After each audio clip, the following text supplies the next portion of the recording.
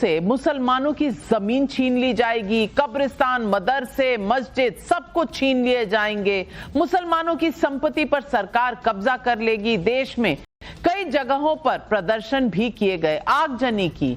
आज उसी वक्फ कानून को लेकर देश की सबसे बड़ी अदालत ने अंतरिम फैसला सुनाया। मैं आपको बता दूं, फैसला अंतरिम है, अंतिम नहीं। कोर्ट ने अपने फैसले में नए कानून पर रोक लगाने से इनकार कर दिया। सुना आपने दर्शकों, इनकार कर दिया। कानून सही है, इसे रोकने की जरूरत नहीं, लेकिन कुछ प्रावधानों पर जरूर रोक लगाई। पॉइंट वाइज समझे। नंबर 1, सुप्रीम कोर्ट के मुताबिक वक्फ करने के लिए अब 5 साल प्रैक्टिसिंग मुस्लिम होना अब जरूरी नहीं, बल्कि ये कहा गया है कि एकदम से नहीं होगा। ये आपको रूल्स बनाने पड़ेंगे, यानी कि सरकार रूल बनाएगी और तभी इसको इंप्लीमेंट कर सकती है। रूल क्या बनेंगे ये सरकार के ऊपर है। तो बिल्कुल खारिज नहीं किया, पर यह कहा पहले रूल बनाइए, बताइए, फिर देखा जाएगा। नंबर 2, राज्य वक्फ बोर्ड में 3 से ज्यादा गैर मुस्लिम नहीं हो सकते, जबकि सेंट्रल वक्फ काउंसिल में 4 से ज्यादा गैर मुस्लिम नहीं हो सकते। नंबर 3, कलेक्टर सीधे तौर पर वक्फ संपत्ति तय नहीं कर पाएंगे। एक बात और, सुप्रीम कोर्ट ने वक्फ बाय यूजर पर कोई राहत नहीं दी, यानी कि आप कुछ यूज कर रहे हैं तो वो आपका हो गया, कागज हो या ना हो ये नहीं चलेगा, ये सुप्रीम कोर्ट ने कहा। कोर्ट के अंतरिम फैसले को एक बड़ा वर्ग देश के मुस्लिम समाज की जीत बता रहा है। दूसरी तरफ सरकार का अपना दावा है कि कोर्ट ने कानून पर रोक नहीं लगाई, कुछ धाराओं पर जरूर फेरबदल की बात कही या रोक लगाई है, इससे पूरे कानून पर कोई असर नहीं है। सवाल है कि क्या आज का सुप्रीम कोर्ट का फैसला मोदी सरकार के लिए बड़ा झटका है या फिर माहौल बनाकर भ्रम फैलाया जा रहा है? आज पब्लिक यही सवाल पूछ रही है।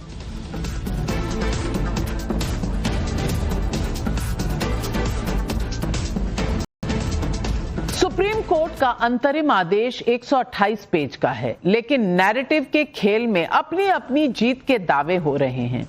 मैं बात करती हूं फैक्ट पर, और इस शो पर मैं सिर्फ फैक्ट बताऊंगी और फैक्ट एक एक कर आपके सामने रख रही हूं। मोदी विरोधियों की मांग थी कि वक्फ संशोधन कानून रद्द किया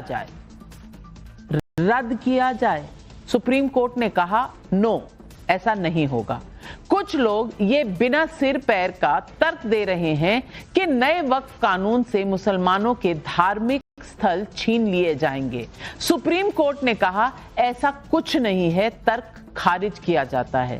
तर्क ये भी दिया गया कि वक्फ बाय यूजर को हटाना माना है। सुप्रीम कोर्ट ने इस तर्क को खारिज कर दिया।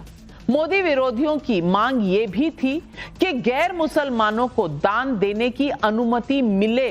सुप्रीम कोर्ट ने याचिकाकर्ताओं के रुख को ही विरोधाभासी बताया और कहा कि इस मांग को भी खारिज कर दिया। अरे भाई, एक तरफ आप नॉन मुस्लिम को चाहते नहीं अपने आसपास, लेकिन वो दान करना चाहे तो आपको बिल्कुल ठीक लगता है। इसे खारिज किया सुप्रीम कोर्ट ने। लेकिन अंतरिम फैसले पर क्रेडिट लेने की ऐसी होड़ है कि पूछिए मत, खुद ही सुन लीजिए। सरकार की साजिश और सरकार की मंशा पर माननीय उच्चतम न्यायालय ने बड़े पैमाने पर रोक लगा दी है, अंकुश लगा दी है। तो पूरे देश में अपनी जमीनें दान करने वाले लोग, धार्मिक कामों के लिए, सामाजिक कामों के लिए, जिनको ये डर था कि सरकार उनकी जमीनें लूटने की कोशिश करेगी, फौरी तौर पर उनको बहुत बड़ी राहत मिली। पार्लियामेंट में हम लोग अपना पक्ष यही रख रहे थे कि वक्फ में हस्तक्षेप न करे सरकार। हमें उम्मीद है सुप्रीम कोर्ट और न्याय देगा। क्योंकि पार्टी ने भी जो है पिटीशन दिया है, तो अभी जो भी न्यायालय का जो फैसला है हम लोग स्वागत करते हैं। ये वक्फ बिल तो हम पहले ही से कहते आए कि इसमें एक ही मजहब के लोगों को जो है निशाना बनाया जा रहा है। सिर्फ एक ही मजहब के जो इदारे हैं, जो प्रॉपर्टीज़ हैं, उन्हें एक बिल के तहत जो है उनको इस कानून के दायरे में लाया गया। नए वक्फ कानून में सबसे बड़ा विरोध वक्फ बाय यूजर को हटाने को लेकर था, लेकिन आज सुप्रीम कोर्ट ने क्या कहा उसे ध्यान से सुने। अगर वक्फ के नाम पर सरकारी प्रॉपर्टी को कब्जाया जा रहा है और उसे रोकने के लिए कानून में ये प्रावधान लाना मनमानापन नहीं कहा जा सकता। कोर्ट ने आंध्र प्रदेश वक्फ बोर्ड के सरकारी प्रॉपर्टी को कब्जाने का हवाला भी दिया और पूरी बात समझाई। न्यू वक्फ कानून में कम से कम 5 साल का प्रैक्टिसिंग इस्लाम वाले प्रावधान पर भी बहुत हंगामा मचा था। इसे मनमाना और भेदभावपूर्ण बताया गया, लेकिन सुप्रीम कोर्ट ने इस प्रावधान को मनमाना नहीं माना। हालांकि मैं फिर से साफ कर दूं कि ये आदेश अंतरिम है और सुप्रीम कोर्ट ने ये कहा है कि रूल्स फ्रेम करने पड़ेंगे। इस 5 साल प्रैक्टिसिंग इस्लाम वाले प्रावधान पर सुप्रीम कोर्ट ने धर्मांतरण की संभावना का हवाला दिया और रोक लगाने की वजह यह बताई कि फिलहाल किसी राज्य या केंद्र सरकार के पास ये कानून नहीं जिसमें यह बताया जाए कि फला आदमी 5 साल से प्रैक्टिसिंग इस्लाम है, लिहाजा राज्य उचित नियम बनाए। जब तक ऐसा नहीं होता तब तक इस पर रोक रहेगी। ओवैसी ने इसे लेकर नया सवाल खड़ा किया है। असदुद्दीन ओवैसी का ये नया सवाल सुन। अब आप ये देखिए कि ऑनरेबल सुप्रीम कोर्ट ने ये कहा है कि 5 साल का जो एक्ट में था कि उसको 5 साल मुसलमानों ने दिखाना पड़ेगा, वो कंप्लीट स्टे नहीं है। ऑनरेबल सुप्रीम कोर्ट ने ये कहा है कि रूल्स को अगर फ्रेम कर देते हैं तो फिर वो लागू हो जाएगा, रूल्स बना देंगे। अब सरकार की तरफ से भी कुछ तर्क सामने आए हैं। सरकार की तरफ से क्या कहा जा रहा है उसे भी सुने। गहराई से चर्चा करने के बाद उसको खारिज नहीं कर सकता है कि वक्फ अमेंडमेंट एक्ट में जो प्रावधान है वो संपूर्ण रूप से पूरे मुस्लिम कौम के लिए फायदा पहुंचाने वाला है और वक्फ प्रॉपर्टी से जो भी फायदा होगा वो मुस्लिम महिलाओं के लिए, मुस्लिम बच्चों के लिए, यतीम के लिए, जो बेघर है, जो मुसलमानों में भी जो गरीब है, जो पिछड़ा है, उनके लिए काम आने वाला है। सुप्रीम कोर्ट के फैसले पर सियासत खूब हो रही है, लेकिन इस मामले में स्टेक होल्डर मुस्लिम धर्मगुरुओं में भी अंतरिम फैसले को लेकर मतभेद है। कुछ को लगता है उनके फेवर में है, कुछ को लगता है ऐसा नहीं है। वहां भी कंट्रोवर्सी है। हम लोगों की जो डिमांड थी कि इस पूरे एक्ट को स्टे किया जाए, ऐसा नहीं हुआ है, लेकिन उसके बावजूद भी कई ऐसे अहम बातों पर, ऐसे अहम प्रोविजन पर कोर्ट ने स्टे लगाया है, उसका हम लोग वेलकम करते हैं। सुप्रीम कोर्ट ने आज एक बात तो स्पष्ट कर दी है कि पूरे एक्ट को स्टे करने का आधार नहीं है। जो लोग कहते थे ना, लोग गुमराह कर रहे थे कि साहब पूरा एक्ट ही खतरनाक है और पूरा एक्ट इनवैलिड है, गैर कानूनी है, फला आर्टिकल के खिलाफ है, फला आर्टिकल के खिलाफ है, तो वो चीजें तो बहुत स्पष्ट हो चुकी हैं। कोर्ट ने क्लियरली स्टे कर दिया है, तो वो एक बहुत अच्छा ऑर्डर है। वक्फ के प्रोटेक्शन के लिए ये एक बहुत लैंडमार्क ऑर्डर है। तीसरी बात उसके बाद जो थी कि वक्फ बाय यूजर के जो अनरजिस्टर्ड वक्फ बाय यूजर है वो एक्ट के तहत प्रोटेक्टेड नहीं था। उसके बारे में बहुत क्लियरली कोर्ट ने स्टे ऑर्डर पास नहीं किया है, लेकिन उसके बारे में कुछ कहा गया है जजमेंट में, जो हम जब जजमेंट एक बार पढ़ लेंगे उसके बाद उस पर कुछ हम कह पाएंगे। अब बताइए कि आज सुप्रीम कोर्ट ने भी इस बात को तय कर दिया कि यह कानून संवैधानिक है, यह कानून असंवैधानिक नहीं है। तो आज पब्लिक पूछ रही है सवाल, वक्फ कानून पर सुप्रीम कोर्ट का अंतरिम फैसला, किसकी जीत किसको झटका? सवाल नंबर 2, अंतरिम फैसले को अपनी जीत बताकर क्या फिर से भ्रम फैलाने की कोशिश हो रही है? सवाल नंबर 3, वक्फ बाय यूजर पर राहत नहीं, क्या मुसलमानों की जमीन छीन लेंगे वाला नैरेटिव ध्वस्त हो गया? सवाल नंबर 4, वक्फ कानून पर अंतरिम फैसले पर ही माहौल गर्म, अंतिम फैसला आएगा तब क्या होगा? ये सवाल आज पब्लिक पूछ रही है और इन सवालों के जवाब देने के लिए आज हमारे साथ जुड़ रहे हैं बीजेपी की राष्ट्रीय प्रवक्ता Radhika Kheda ji, Mohammad Faiz Khan, national convener of the Muslim Rashtriya Manch, मेरे साथ यहाँ स्टूडियो में। अमीक जमाई जी समाजवादी पार्टी के प्रवक्ता हैं। विवेक श्रीवास्तव जी राजनीतिक विशेषज्ञ हैं। लेकिन सबसे पहले मेरा सवाल कांग्रेस के नेता अश्विनी कुमार मिश्रा जी को जाता है। अश्विनी कुमार मिश्रा जी, वो याद करिए दिन जब राहुल गांधी ने कहा था कि भाई ये तो मुसलमानों को टारगेट करने वाला पूरा कानून है, इस कानून को उठाकर फेंक देना चाहिए। अब सुप्रीम कोर्ट ने वो किया नहीं, आप फिर भी कह रहे हैं आप जीत गए। मुझे लगता है फाइनली राहुल गांधी और मोदी जी में दोस्ती हो गई है। और आप भी आज राधिका खेड़ा जी को अच्छे से प्रणाम कर दीजिए और बोलिए आप में हम में कोई मतभेद नहीं, क्योंकि हम दोनों जीत गए।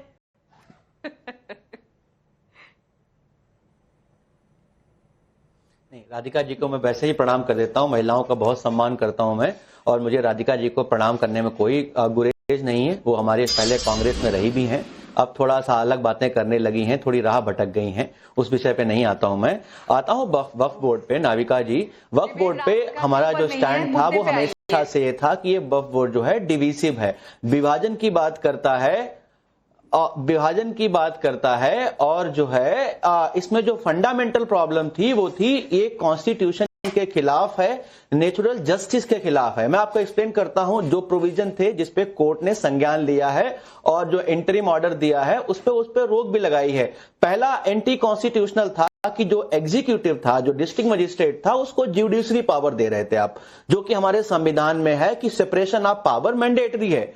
आप सेपरेशन ऑफ पावर को मैंडेटरी ना कर करके एक एग्जीक्यूटिव को जुडिशरी पावर दे रहे थे, जो कि कोर्ट ने साफ साफ बोला है कि यह संभव नहीं है। डिस्ट्रिक्ट मजिस्ट्रेट डिसाइड नहीं करेगा कि ये वक्फ की जमीन है या नहीं, ये ट्रिब्यूनल ही डिसाइड करेगा। दूसरा जो प्रिंसिपल ऑफ नेचुरल जस्टिस के खिलाफ था कि अगर किसी आदमी के पास पोजेशन होता है किसी चीज को, तो उसको प्राइमा फेसी ऑनर माना जाता है अनटिल और otherwise proved in court of law. Court ने उस पर भी अपहेल्ड किया है कि अगर किसी आदमी के पास कोई जमीन है तो जब तक ट्रिब्यूनल उसको क्या कहते हैं डिसीजन नहीं देता है, तब तक वो जमीन वक्फ की ही मानी जाएगी, जो कि प्रोविजन में सरकार पहले बोल रही है। पहले पॉइंट को आप 3 बार रिपीट करेंगे तो अलग पॉइंट नहीं हो जाएगा। ये पहले पॉइंट में आ गया कि कोर्ट जाना पड़ेगा, और यहां मैं मानती हूं कि ये प्रोविजन आपके फेवर में गया है। पॉइंट है पोजेशन से रिलेटेड, कागज तो दिखाना पड़ेगा ना मेरे भाई। लास्ट पॉइंट नाविका जी, लास्ट पॉइंट, जो 5 साल का कागज तो दिखाने के बाद हमेशा से नाविका जी रजिस्ट्रेशन कब मैंडेटरी नहीं था। ये तो आप जबरदस्ती बना रहे हैं कि Bharatiya Janata party registration mandatory लेके आई। रजिस्ट्रेशन तो वक्फ बोर्ड का हमेशा से मैंडेटरी था, 2013 में भी मैंडेटरी था, जब फर्स्ट टाइम बनाया गया तब भी मैंडेटरी था। कागज दिखाना हमेशा से मैंडेटरी था, रजिस्ट्रेशन हमेशा से मैंडेटरी था, रजिस्ट्रेशन करना मैंडेटरी था। एक वक्फ बाय यूजर का जो प्रोविजन था वो भी कोर्ट ने बोला है कि प्राइमा फेसाई जो है वो एब्सर्ड नहीं लग रहा है, इलॉजिकल नहीं लग रहा है। वी विल सी कि क्या है, क्योंकि हो सकता है, जो आप खुद ही देख लीजिए, इतनी पुरानी इमारतें हैं, उनके पेपर आप कहां से लाएंगे, बट उनका रजिस्ट्रेशन तो हो सकता है, बिल्कुल होगा, प्रक्रिया होगी, ट्रिब्यूनल में जाएंगे, जो प्रोसेस होगी, जो एम्बिग्यूटी होगी, क्लियर होगी।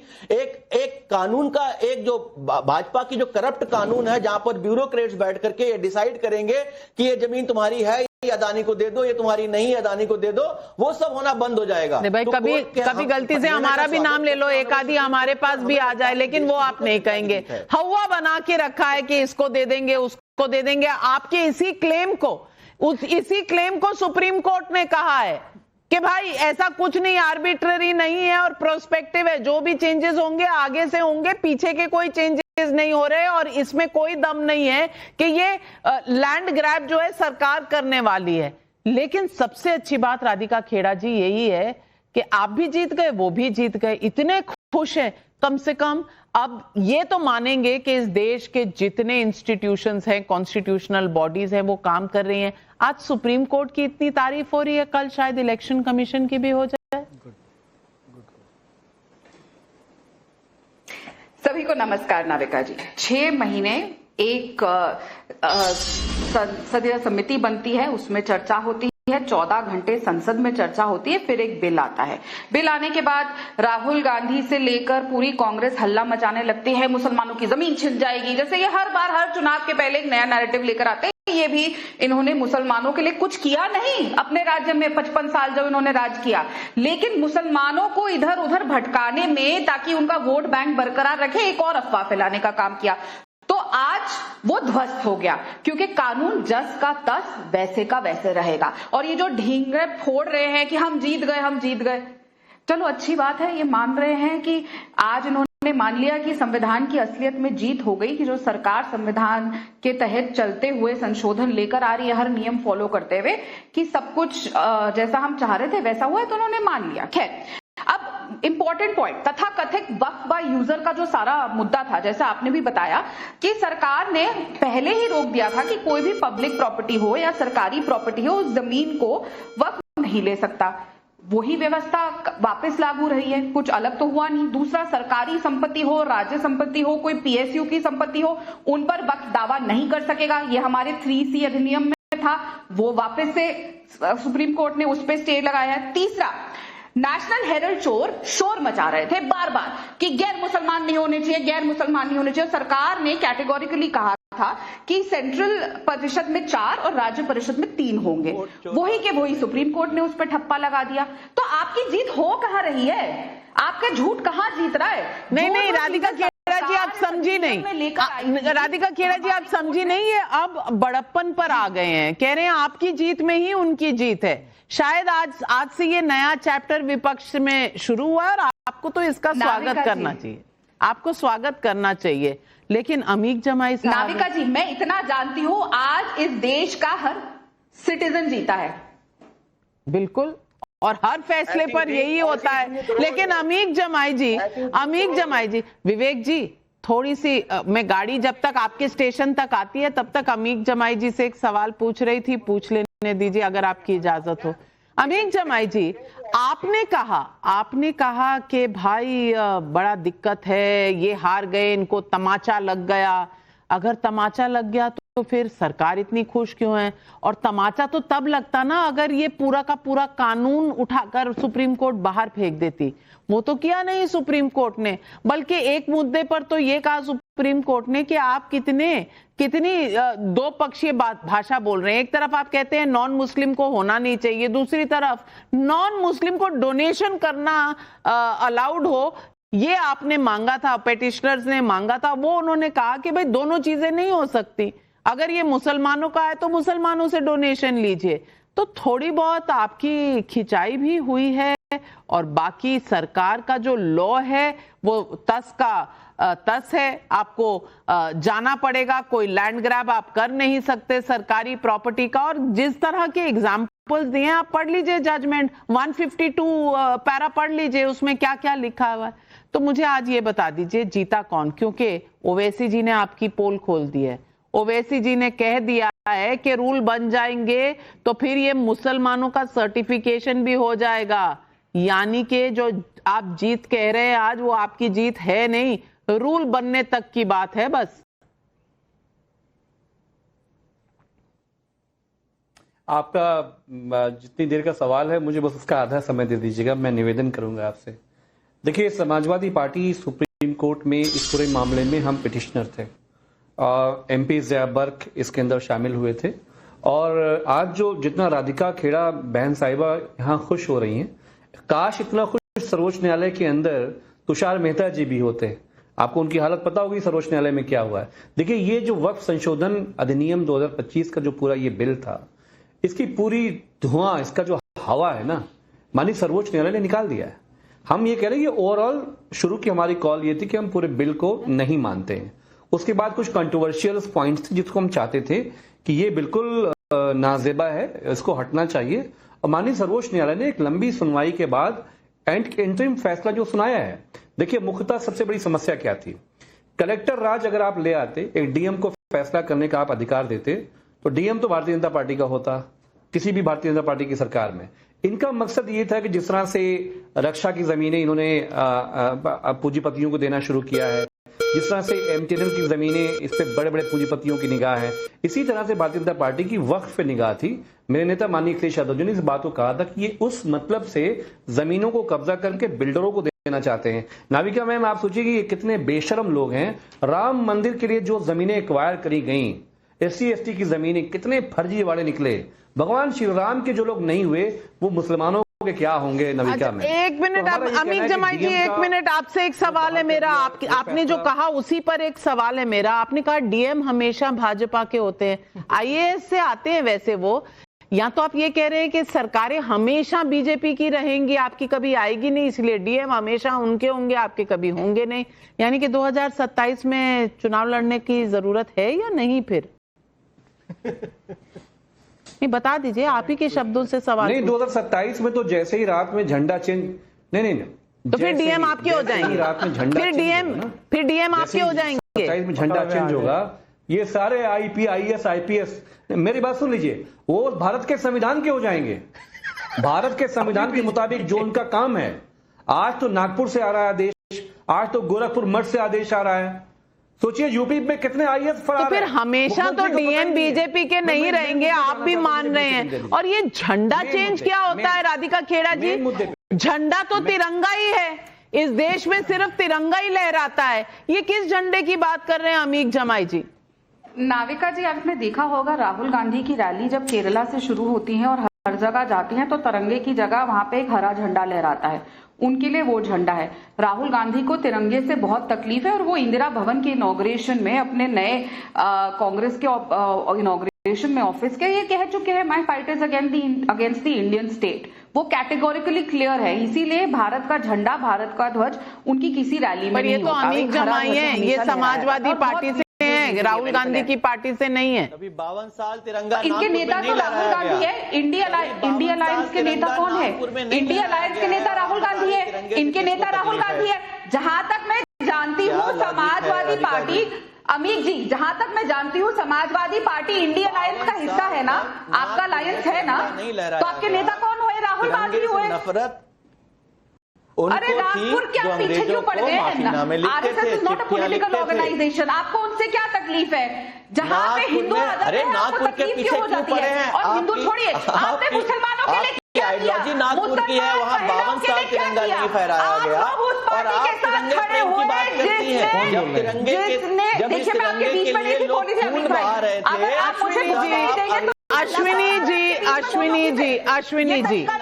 अश्विनी जी, मैंने देखा है कि जब कोई महिला बोलती है ना तो आप उन्हें जरूर काटते हैं। मेरा भी प्रोटेस्ट आ रहा है। राधिका जी बोलने, फिर आप जवाब दीजिएगा, मैं काउंटर का समय दूंगी। आई प्रॉमिस, मैं आपको काउंटर का समय दूंगी, सुन लीजिए। डिबेट की शुरुआत में कांग्रेस के प्रवक्ता ने कहा था मैं महिलाओं का सम्मान करता हूं, और हर आपकी डिबेट में ही इनका ये नैरेटिव ध्वस्त होता है। जैसे आज सुप्रीम कोर्ट ने विपक्ष का पूरा नैरेटिव ध्वस्त किया और ये बात कर रहे हैं डीएम भारतीय जनता पार्टी के। क्यों भाई साहब? हिमाचल में किसके डीएम है? कर्नाटक में किसके डीएम है? तेलंगाना में किसके डीएम है? कहां बताइए? झारखंड में किसके डीएम है? ये तो आप अजीब बात करते हैं। तो आप, और अच्छा हुआ, बिल्कुल नाविका जी आपने बिल्कुल सही कहा, इन्होंने पहले ही हार मान ली है, इसीलिए देश की जनता इनको बाहर खड़ा करती है। और मैं फिर दोहराती हूं, इनके नेता भी राहुल गांधी है, क्योंकि विपक्ष के लीडर ऑफ ऑपोजिशन वही है और पूरा इंडिया अलायंस उनको अपना नेता मान चुका है, इसीलिए वो हरे झंडे की ही नीचे आते हैं। इनको तिरंगे से कोई लेना देना नहीं है। अब मुद्दे पे आते हैं वापस। लगातार जो हम अपनी चीजों में लेकर आए थे कि वक्फ बोर्ड में ये संशोधन के लिए, वो लगातार आज सुप्रीम कोर्ट ने हर उस चीज पर मोहर लगा दी है। तो आप पहले ये बताइए कि आप खुशी किस चीज की मना रहे हैं, किस चीज की जीत हुई है? जितनी चीजें हम लेकर आए थे संशोधन, उन पे स्टे लगाए। हमने कहा इतने गैर मुसलमान रहेंगे बोर्ड पे, उस पे भी हमारे को स्टे मिला। हर चीज सुप्रीम कोर्ट ने मानी है ऐसी होनी चाहिए। तो आप जीते किस पे है? हारा सिर्फ एक नैरेटिव है कि मुसलमान की जमीन उनसे छीनी जा रही है। पहले आपने कहा संविधान खतरे में है, उससे पहले आपने कहा चौकीदार चोर है। एक एक करके लगातार आप लोगों के नैरेटिव ध्वस्त होते हैं। आप लोग क्यों नहीं चाहते कि मुसलमान समाज तरक्की करे? आप लोग उस पार्टी के साथ खड़े हैं जिन्होंने पूरा के पूरा मुस्लिम महिलाओं के खिलाफ है, ट्रिपल तलाक के खिलाफ एकजुट। जब हम बिल लेकर आते हैं तो एकजुट होकर इंडिया अलायंस खड़ा हो जाता है। ये सब जानते हैं कि मुस्लिम महिला हो, मुस्लिम लोग हो, उनकी तरक्की अगर कोई नहीं चाहता है तो वो सिर्फ और सिर्फ इंडिया अलायंस है। इसलिए 55 साल की अपनी सरकारों में इन्होंने उनको गरीब रखने का काम किया। उन्होंने पूरा ये काम किया कि उनके घर में बिजली पानी ना पहुंचे, ना हो, लेकिन मैं मानती हूँ कि एक नैरेटिव, एक फियर मॉन्गरिंग, एक डराने धमकाने का नैरेटिव बनाया गया था। अब विवेक श्रीवास्तव जी, वो नैरेटिव तो अब ध्वस्त हो गया ना, अब तो ध्वस्त हो गया, क्योंकि सुप्रीम कोर्ट ने मतलब नहीं कहा कि ये कानून जो है मुसलमानों के खिलाफ है, मुसलमानों को अब उनकी मस्जिदें ले ली जाएंगी, उनके घर ले लिए जाएंगे, उनकी कब्रिस्तान ले लिए जाएंगे, वो सब सुप्रीम कोर्ट ने कहा ऐसा कुछ नहीं है, हम लॉ को स्टे नहीं करेंगे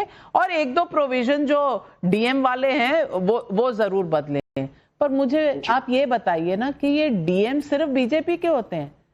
केरला में आपकी सरकार है, वहां डीएम आपका होता है कि बीजेपी का होता है? नहीं, केरला में तो सरकार रहेगी कम्युनिस्टों की, लेकिन कहीं बाकी जगहों पे बीजेपी। क्यों राहुल गांधी नहीं आएंगे? कांग्रेस पार्टी नहीं आएगी? नहीं, अब आप सुनते जाइए, अभी तो आगे कांग्रेस वाले तो हमारे भाई हैं। भाई हैं, केरला के बाहर भाई हैं, केरला के अंदर क्या है ये बताइए। बिहार में भी भाई है, बंगाल में भी भाई है, त्रिपुरा में भी भाई है, बहुत जगहों पे भाई है। हमने तो 2004 में सरकार बनाई, डॉक्टर मनमोहन सिंह को समर्थन दिया, आगे भी बनवाएंगे कांग्रेस की सरकार।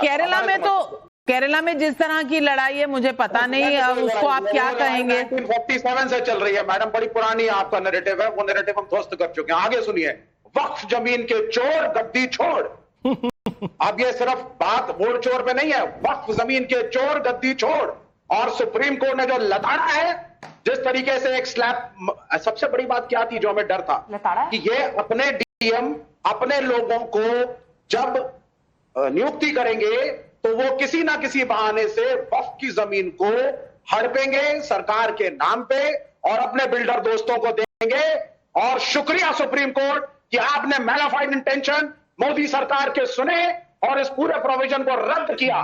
ना डीएम, ना कलेक्टर, ना आईएएस, ना आईपीएस, ट्रिब्यूनल था, है, रहेगा। और फैज खान साहब, जैसा मैं देख रही हूँ यहाँ सभी इतने खुश हैं, सभी इतने खुश हैं, और विपक्ष जो कह रही है तेरी जीत मेरी जीत, तेरी हार मेरी हार, कुछ ऐसा चल रहा है क्या? बिस्मिल्लाहिर्रहमानिर्रहीम, रब्बि इश्रह ली सदरी व यस्सिर ली अमरी वहलुल उक़दतम मिन लिसानी यफ़क़हू क़ौली। बिरादरान हिंद, अस्सलाम वालेकुम रहमतुल्लाहि व बरकातहू। भारत माता की जय, वंदे मातरम। आदरणीय नाविका जी, सबने बोला मुझे 120 सेकंड बस नॉन स्टॉप दे दीजिए। कलेक्टर किसका है, डीएम किसका है? बीजेपी का। ये कहने वालों ने एक बात तो सिद्ध कर दी, बीजेपी का है नहीं है, लेकिन ये लोग इनको पर्सनल प्रॉपर्टी समझते हैं। आजम खान का ऑन एयर बयान है कि ये कलेक्टर तनखैया होते हैं और इनसे मैं नहीं डरता। एक गुंडा समाजवादी पार्टी का बेटा ये कहता है कि अखिलेश भैया को बोल के आया हूं, सरकार बदलेगी, इस एसपी को बदलना नहीं, इससे मैं बदला लूंगा। और ये लोग तिरंगा फहराने की बात करते हैं संघ कार्यालय में। आदरणीय नाविका जी, ये वो पार्टी रही है 2002 तक, इसने आम भारतीय नागरिक को तिरंगा फहराने का अधिकार दे दिया इस देश में। वो तो छत्तीसगढ़ के लाल नवीन जिंदल जी ने केस लड़कर इस देश के आम नागरिकों को तिरंगा फहराने का अधिकार दिया, नहीं तो स्वतंत्रता के बाद आम आदमी तिरंगा नहीं फहरा सकता था। आज बीजेपी के सांसद है, हिसार से नवीन जिंदल जी। सच्चाई ये है कांग्रेस और समाजवादी पार्टी की। और अब मेरी बात सुनिए, सुप्रीम कोर्ट में आज जो डिसीजन आया है ना, सबसे बड़ी जीत भारतीय संस्कृति की हुई है, लोकतंत्र की हुई है। रामलीला में कई मुस्लिम होते हैं, दरगाह कमेटी में कई हिंदू होते हैं। भारत की वो गंगा जमनी तहजीब को जिंदा करते हुए कहा कि वक्त में भी कम से कम 3 और 4 गैर मुस्लिम होंगे देश की एकता अखंडता के लिए। ये हमारी बात मान ली गई। दूसरी बात, वक्फ बाय यूजर वाले में अभी भी उसे स्टैंड बाई में रखा गया है, उस पर अभी फैसला पूरी तरीके से नहीं दिया गया है। एक बात और, 5 साल प्रैक्टिसिंग मुस्लिम की जहां तक बात थी ना, उसमें भी ये कहा है कि यदि राज्य कानून बनाएगा तो इसे लागू किया जा सकता है। यानी कि लगभग हम लोगों ने जो सारी बातें कही थी वो बात मान ली गई है, क्योंकि जेपीसी की बैठक में मैं भी था और देखा मैं कैसे 6 महीने तक जेपीसी की बैठक चली, लोकसभा में बड़ी बहस चली, राज्यसभा में बड़ी बहस चली। और यदि ये मान रहे हैं कि सुप्रीम कोर्ट ने अच्छा डिसीजन दिया है, तो ये भी मानना चाहिए इनको कि नरेंद्र मोदी जी ने ना ईडी को हैक किया है, ना सुप्रीम कोर्ट को हैक किया है, ना चुनाव आयोग को हैक किया है। ये सब स्वतंत्र निकाय अपने हिसाब से काम कर रहे हैं और लोकतांत्रिक तरीके से काम करें। आज किसकी जीत हुई? लोकतंत्र की जीत हुई। भारत में जो शक्ति पृथक्करण है कि कार्यपालिका और व्यवस्थापिका अलग होगी और न्यायपालिका अलग होगी। पब्लिक के सवाल आ रहे हैं, पब्लिक के सवाल आ रहे हैं। अमित जमाई जी सुनिएगा जरूर। सूर्यकांत त्रिपाठी गोंडा यूपी से पूछ रहे हैं, वक्फ कानून में वक्फ बाय यूजर में बदलाव नहीं तो क्या मोदी विरोधी सुप्रीम कोर्ट के फैसले को सही मानेंगे या फिर भी सवाल उठाएंगे? राकेश कुमार कैथल हरियाणा से पूछ रहे हैं, सुप्रीम कोर्ट ने वक्फ कानून से कुछ प्रावधानों को हटाया है, क्या इस पर भी मोदी विरोधियों में क्रेडिट लेने की होड़ मची है? जवाब दीजिए। सब ठीक चल रहा है, सब अच्छा चल रहा है। ये आपके टेलीविजन पे जो आरएसएस के अबू जहल बैठे हैं और अल्लाह के मतलब कुरान शरीफ की आयतें का इस्तेमाल करके आरएसएस की हिमायत में जो बैठकर यहाँ पे कलमा पढ़ रहे हैं, बाबाए खब्बीस। अरे अबू जहल सुन, अबू जहल सुन। हाँ, बोल। कुरान ना पढ़ा करो, कुरान ना पढ़ा। तुम्हारे पिताजी का है कुरान, अल्हम्दुलिल्लाह रब्बिल आलमीन, अल्लाह सारे आलम का रब है। तुम जैसे मुनाफिक लोग कुरान का विरोध करते हो। नाविका जी सनातनी है, मुझे कुरान पढ़ने की अनुमति दे रही है। तुम कहा के मुसलमान हो कुरान शरीफ पढ़ने से रोक रहे हो? जलील आदमी कुरान शरीफ पढ़ने से रोक रहे हो, शर्म आनी चाहिए तुम्हें। शैतान बैठ के कुरान शरीफ की आयतें पढ़ रहा है। ये तय कौन करेगा? नहीं, ये तय कौन करेगा? अमीक जमाई जी, सुप्रीम कोर्ट ने भी कहा है कि जब तक रूल ना हो कोई तय नहीं कर सकता। तो अभी रूल पहले बना लीजिए कि कौन तय करेगा कि कौन इंसान है कौन शैतान है। पहले रूल बना लीजिए, फिर अपन सुप्रीम कोर्ट चलेंगे। अभी इतना जहर मत उगलिए। नवनीत सिंह का भोपाल मध्य प्रदेश से सवाल है, वक्फ कानून से भू माफियाओं पर लगाम लगेगी, इस पर सुप्रीम कोर्ट ने भी मुहर लगाई। अब भ्रम फैलाने वाले विरोधी क्या करेंगे? प्रियेश रंजन पटना से पूछ रहे हैं, बार बार देश की अदालत पर सवाल उठाने वाले सियासी नेता आज मानेंगे कि देश संविधान से चलता है? आज ये तो नहीं कहेंगे कि संविधान खतरे में है? अश्विनी जी जवाब दीजिए। राधिका जी आ रही हूँ। नाविका जी आप मुझे बस ये समझा दीजिए कि जीत किसकी है या नहीं इस विषय पर। अगर मोदी सरकार एक कानून लेके आती है जिसमें उन्होंने 10 संशोधन किए, हमने 8 पे आपत्ति जताई, 6 पे कोर्ट ने रोक लगा दी और 2 पे बोला हम विचार करेंगे, बहस करेंगे, तो आप बताइए आपके हिसाब से जीत किसकी है, मोदी सरकार की या हमारी? अथॉरिटी मैं हूं नहीं, मैं क्यों बताऊंगी? मैं तो आपसे भी पूछूंगी, राधिका जी से भी पूछूंगी कि सब इतने खुश हैं तो क्या आप लोगों का आपस का फॉर्मूला बदल गया है? ये दोस्ती हम नहीं तोड़ेंगे, तेरी जीत मेरी जीत, ये इसीलिए मैं तो सवाल पूछूंगी। मैंने कब कहा कि मैं सर्टिफिकेशन अथॉरिटी हूँ? क्यों राधिका खेड़ा जी हर सवाल ये मुझसे क्यों करते हैं? तो मैं जवाब दे देता हूँ। नाविका जी मुझे बात पूरी कर, नाविका जी इनको मुझे बात पूरी कर लेनी, नाविका जी के पास चली जाना। अच्छा चलिए 10 सेकंड 10 सेकंड में भूमिका आप बहुत बड़ी बनाते हैं ना, तो बात रह जाती है। तो नाविका जी सिर्फ गुमराह ये किया जा रहा है जी, गुमराह ये किया जा रहा है कि जो बफवा यूजर में कोर्ट ने बोला है कि हम आगे फैसला करेंगे, इसका साफ साफ मैसेज दिया जा रहा है। कोर्ट ने कानून पास कर दिया, कोर्ट ने कोई कानून पास नहीं कर दिया। कोर्ट ने कहा प्राइमा फेसाई आर्बिट्री नहीं लग रहा है, इस पर हम बहस करेंगे। कोर्ट ने कोई भी किसी भी पॉइंट पे सहमति नहीं जताई है। अश्विनी जी आपने मुझे समझाने को कहा है, तो मैं आपको समझा दूं कि जो कोर्ट ने रद्द किया वो आप कह रहे हैं कोर्ट ने पास कर दिया। जो जहां आपको लगता है कि आपका भी एक चांस है, वहां आप कह रहे हैं कोर्ट ने थोड़ा कानून पास कर दिया है। भाई चित भी मेरी पट भी मेरी, वाह वाह कांग्रेस पार्टी। राधिका खेड़ा जी इन्हें जवाब दीजिए। नाविका जी इनके सवाल आपसे और हमसे ही होंगे, क्योंकि राहुल गांधी तो सवाल देने लायक नहीं है। वो क्या कहते हैं क्या करते हैं, लेफ्ट जाते हैं राइट जाते हैं, फिर जो हार जाते हैं उनकी बात ध्वस्त हो जाती है तो कहते हैं हम जीत गए। जो पार्टी 90 सीट आने के बाद 99 सीट आने के बाद जीत गए जिनकी सोशल मीडिया हेड कर रही थी, उनसे क्या सवाल पूछेंगे। लेकिन यहाँ पे एक लगातार, मैं आपके बीच में नहीं बोली थी, चुप रही है, लगातार एक बात बोली जा रही है कि डीएम वाले मामले में की रद्द कर दिया। तो मैं एक बहुत क्लियर नैरेटिवली क्लियर कर दूं कि डीएम की पावर्स रद्द नहीं करी गई हैं। अभी भी रिपोर्ट वही बनाएंगे, जांच वही करेंगे।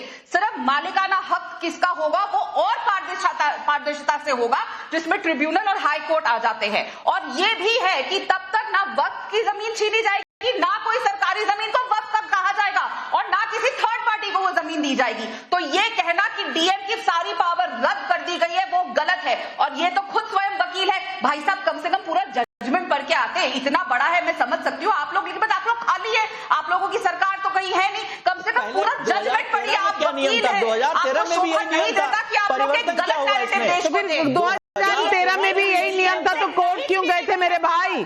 मेरे भाई कोर्ट क्यों चले गए थे अगर वही नियम था? प्रॉब्लम इज कोर्ट जाना है, कहना है कि ये नया कानून मैं अगर 2013 में ये नियम होता तो आप कोर्ट ना गए होते।